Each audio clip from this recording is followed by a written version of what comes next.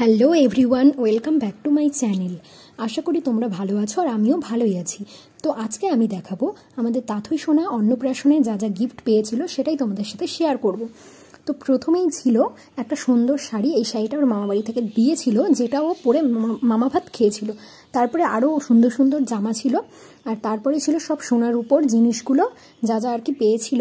তো প্রথমেই ছিল একটা পলা আংটি, প্রথমে ছিল একটা রূপোর বাটি চামচ, যেটা কিনা ওর বাবা দিয়েছিল। আসলে ওর বাবার খুবই শখ ছিল যে মেয়েকে প্রথমে রূপোর বাটি চামচে কিছু খাওয়াবে।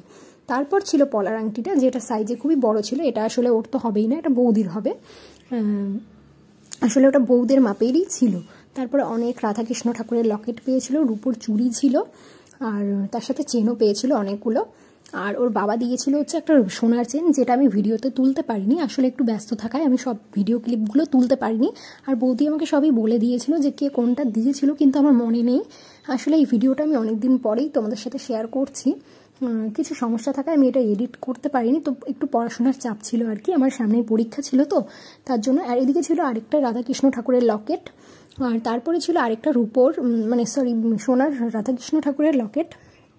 তারপর ছিল হচ্ছে একটা রূপোর ব্রেসলেট, আর ওর পিসিওকে দিয়েছিল হচ্ছে একটা সোনার লকেট, যেটা কিনা আমি ভিডিওতে তুলতে পারিনি, সেটাও আমি ক্লিপটা তুলতে পারিনি। আর তারপরে ছিল যেটা আমরা দিয়েছিলাম আর কি, রূপোর বাজু। এই যে দেখে নাও, এই বাজুটাই আমরা দিয়েছিলাম, খুবই সুন্দর ছিল এটা।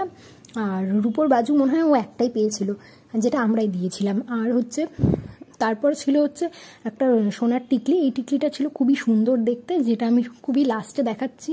আর এটা ছিল খুব সুন্দর, কত কিউট, যেটা পড়েছিল মামা ভাতের দিন। তো বন্ধুরা, আজকের মতো ভিডিওটি এখানেই থাকলো। আর ভালো লাগলে কমেন্ট করো, লাইক করো, আর সাবস্ক্রাইব করতে কিন্তু কেউ ভুলো না। তো লাস্টে কিছু ফটো দেখাচ্ছি ওর অন্নপ্রাশনের। তো ভিডিওটা এখানেই থাকলো।